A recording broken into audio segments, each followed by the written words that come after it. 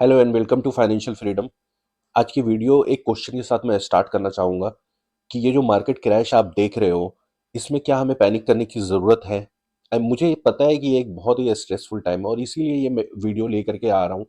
आप इस वीडियो के साथ बने रहिए, मैं ऐसे आपको ऐसी सच्चाई, ऐसे डेटा दिखाऊँगा जो आपको ज़रूर सरप्राइज़ करेंगे। मैं खुद देख रहा हूँ, जैसा मैंने लास्ट वीडियो में भी बताया था, थोड़ा-सा अपना इंट्रोडक्शन दिया था कि I am a investment banker. So मेरे पास जो भी इन्वेस्टर हैं, जो भी उनके मैसेजेस आते हैं कि क्या करना चाहिए इस मार्केट में, कैसे हम सरवाइव करेंगे, मेरे इन्वेस्टमेंट का क्या होगा, मार्केट कंटिन्यू गिरी जा रही है। तो मुझे लगा कि इस पे वीडियो बनाना बहुत ही ज़रूरी है, क्योंकि अगर हमारे जो बैंक के इन्वेस्टर हैं, उनके ये क्वेश्चन है, तो हम मेरे व्यूअर्स के भी ये क्वेश्चन ज़रूर होंगे। और इस टाइम में मुझे ज़रूरी है कि मैं आप लोगों को वीडियो के थ्रू इन्फॉर्म करूँ। सबसे पहले ना एक चीज़ देखना बहुत ज़रूरी है कि यस, मार्केट में अनसेटल थिंग्स हो रही हैं, बट लेकिन रश डिसीज़न मत बनाइए आप लोग, कोई भी लोग। आप यूट्यूब पे भी वीडियोज़ देख रहे होंगे, उसमें पैनिक मची हुई है, लोग डरा रहे हैं, ये है, वो है। मेरा यही क्वेश्चन है, क्या कि ये क्रैश जो है स्टार्ट हो चुका है, आपका सोचना ये है, या इसको एक तरीके से ऐसे देखा जाए कि एक नए चैप्टर का स्टार्ट हो रहा है, जो हमारी इकोनॉमिक साइकिल जो चलती है उस हिसाब से। देखो, हमेशा एक चीज़ नोटिस करना आप, कभी भी बुल रन जब स्टार्ट होता है मार्केट में, तो उस टाइम में नए इन्वेस्टर्स आते हैं, रिटेल इन्वेस्टर अपना पैसा लगाते हैं, और जहाँ पर भी पैसा लगाते हैं उनका पैसा बनता जाता है, तो उनको लगता है कि शेयर मार्केट इतना ईज़ी है, पैसा लगाओ और पैसा बनेगा। लेकिन यही टाइम होता है एग्ज़ाम का, एक्चुअल एग्ज़ाम का। शेयर मार्केट ऐसा तो नहीं है कि कंटिन्यू ऊपर की तरफ चलता रहेगा, ग्रोथ ही ग्रोथ देगा, नहीं, उसका ब्रेथ है कि वो डाउनफॉल भी दिखाएगा और ऊपर की तरफ चलेगा। हमेशा एक डाउनफॉल देगा, फिर ऊपर की तरफ चलेगा। इस पैनिक में मैं आप लोगों को श्योर कर रहा हूँ कि जो नए रिटेल इन्वेस्टर आए थे, जिन्होंने पैसा बनाया था, वो सारे इस मार्केट को छोड़ के जाने वाले हैं।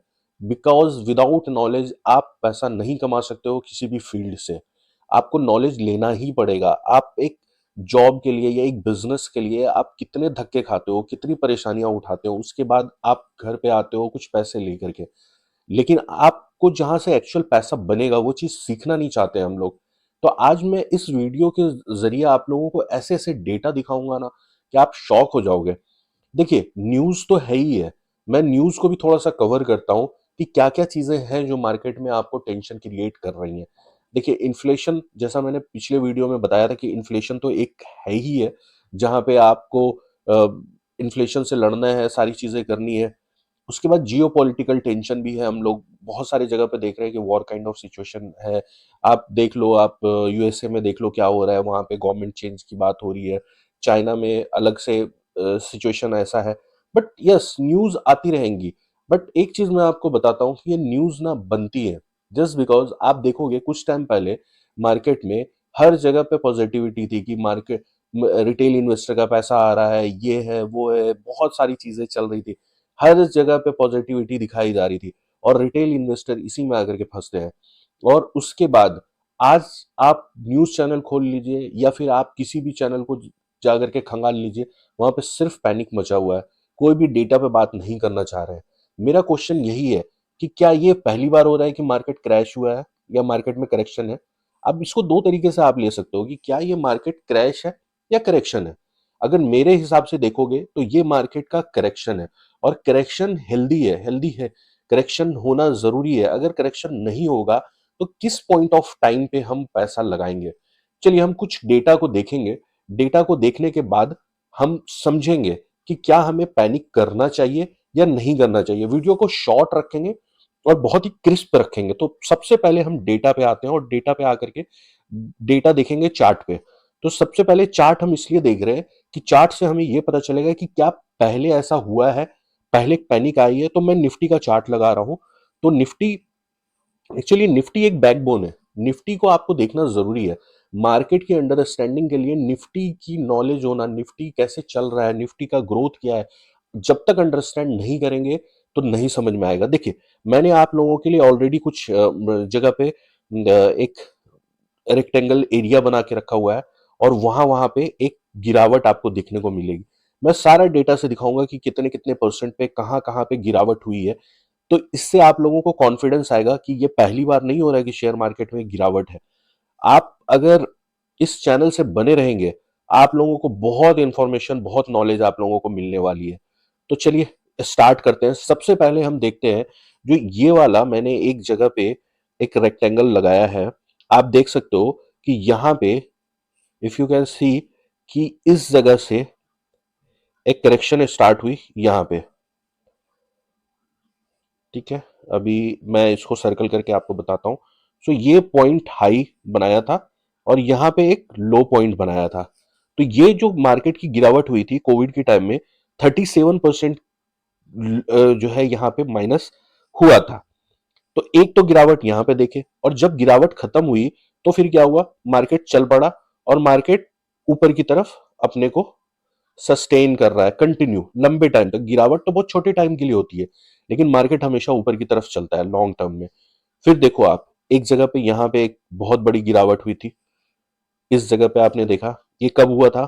सो ये गिरावट 2021 से लेकर के आपको ये अगर यहाँ पे हम देख पा रहे हैं तो 20 जनवरी 2022 एक गिरावट यहाँ पे हुई। जब गिरावट खत्म हुई तो क्या हुआ, मार्केट में आप देखो ऊपर की तरफ चलना स्टार्ट हुआ। फिर जब ऊपर की तरफ चल रहे हैं तो एक गिरावट आप फिर देख रहे हो, फिर उसके बाद ऊपर की तरफ जा रहे हैं, फिर एक गिरावट देख रहे हो। तो ये गिरावट तो आनी है। ये आप जो सिनेरियो देख रहे हो ये करंट सिनेरियो है, ये करंट सिनेरियो है। अभी हम न्यूज को साइड में रखेंगे और आपको डेटा सरप्राइज करेगा कि न्यूज फ्लो जो भी बनते हैं वो एज पर डेटा बनते हैं। डेटा के हिसाब से पूरा न्यूज बनाया जाता है। अभी आप सारे न्यूज को एक साइड रखो और आओ कुछ डेटा पे हम लोग नजर डालते हैं कि ये क्या डेटा हमें बता रहा है। तो जस्ट इसको ओपन कर लेते हैं, आइए। तो मैंने सबसे पहले दिखाया था जो कोविड के टाइम का। तो यहां पे आप देख सकते हो इस डेटा में कि 20/1/2022 को से लेकर के 30/3/2020 तक एक करेक्शन आया था जो 36% का करेक्शन था। अब कितने दिन की करेक्शन हुई थी, वो 72 डेज तक करेक्शन चली थी, राइट है। अब न्यूज को साइड रखो और देखो पी रेशियो। पी रेशियो जो यहां पे है वो मार्केट का पी रेशियो जो उस टाइम में चल रहा था 28 का था। अभी तक तो मैंने न्यूज आपको बताई ही नहीं, सिर्फ मार्केट का वैल्यूएशन बताया। क्या 28 का निफ्टी का पी आपको ये नहीं बता रहा है कि ये हाई वैल्यूएशन पे मार्केट चल रही है। चलो आगे बढ़ते हैं, आरएसआई देखते हैं। आरएसआई 67 का था। क्या आपको न्यूज आने से पहले नहीं पता चल रहा था कि आरएसआई हाई है, ओवरबॉट जोन में चल रहा है मार्केट। अब एफआईएस की पोजीशन, ठीक है चलो, यहाँ पे एफआईएस और डीआईएस की पोजीशन से हमें इतना पता नहीं चल रहा है, पब्लिक सारे मैनेज्ड है। बट क्या हमें ये डेटा जो निफ्टी का आपको पी रेशियो क्या आपको बता नहीं रहा है कि मार्केट की वैल्यूएशन हाई है। क्या हमने ये चीज देखा था गिरावट से पहले, न्यूज आने से पहले? क्या हमने आरएसआई चेक किया था कि निफ्टी की क्या आरएसआई चल रही है? हमने नहीं देखा। अगर हम देखते तो हमारी प्रॉफिट बुकिंग हो जाती। कोविड आने से पहले, कोविड की न्यूज आने से पहले हमें इंडिकेट किया जा रहा था, हमें पी हमें इंडिकेट कर रहा था, आरएसआई इंडिकेट कर रहा था।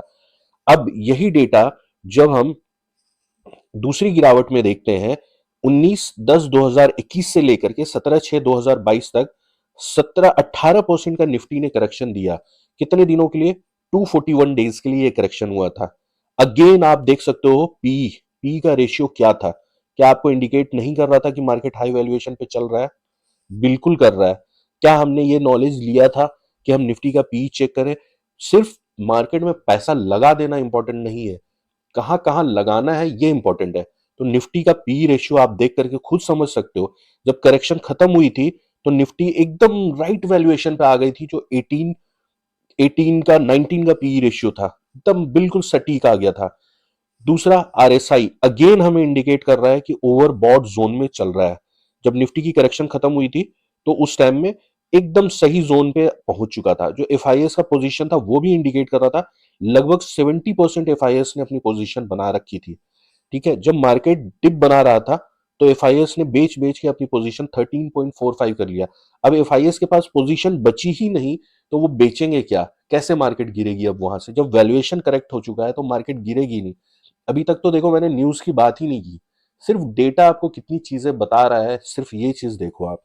अगर आप डीआईएस की पोजीशन देख रहे हो उसी टाइम में, तो जब ये हाई जब इनका हाई बॉट जोन चल रहा था, एफआईएस एकदम हाई पे थे, डीआईएस ने कितने अच्छे से अपने आप को मैनेज किया और अपनी पोजीशन हल्की कर ली, वो डेटा देख करके ही। देखो, एक चीज समझना बहुत जरूरी है कि इन्फॉर्म्ड पीपल जो है ना, वो अनइन्फॉर्म्ड मेजोरिटी को चलाते हैं। ये चीज हमेशा याद रखो। 10 लोग होंगे ना जो इन्फॉर्म्ड होंगे, जिनके पास नॉलेज होगा, वो 100 लोगों से काम करवा सकते हैं, 1000 लोगों से काम करवा सकते हैं, 1 लाख लोगों को से काम करवा सकते हैं। अब आपको चूज करना है कि आप इन्फॉर्म्ड बनोगे या अनइन्फॉर्म्ड रहना है। मार्केट की न्यूज और ये सेंटिमेंट सबको आप सुन लो, सब knowledge low, but data collect करना बहुत जरूरी है। ये सारे डेटा एनएससी पे अवेलेबल है जो मैंने निकाले हैं, सिर्फ इसलिए कि अपने इन्वेस्टर को मैं दिखा सकूं। चलो अब आगे बात करते हैं। यहां पे पब्लिक की पोजीशन आप देखो, पब्लिक ने भी कितने अच्छे तरीके से मैनेज किया। जब 69% पे एफआईएस ने अपनी पोजीशन रखी हुई थी, मतलब उनकी बाइंग थी 69% इंडेक्स में, निफ्टी 50 में, तो यहां पर भी क्या हुआ था, एफआई पब्लिक ने अपनी पोजीशन को कम किया हुआ था, और बाद में धीरे धीरे जब ये बेच रहे थे तो इन्होंने पोजीशन को बढ़ाया। चलो अब एक और डेटा से समझने की कोशिश करते हैं।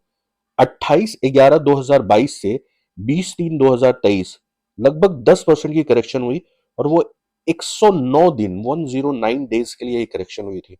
यहां पे आप तो बोलेंगे कि पी का वैल्यूएशन तो बहुत अच्छा था, फिर मार्केट क्यों गिरा? यस, आपको सही समझ में आ रहा है, बट आप आरएसआई देख रहे हो, यहाँ पे ओवरबॉट जोन में दिखा रहा है 67। 67 का आरएसआई हमेशा ओवरबॉट जोन में। एक चीज, दूसरी चीज, अब वापस यहाँ पे एफआईएस की पोजीशन 72 थी।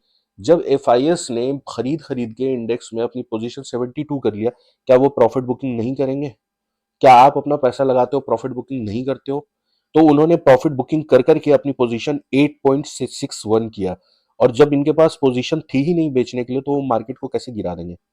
मार्केट कैसे गिरेगा? कॉमन सेंस की बात है।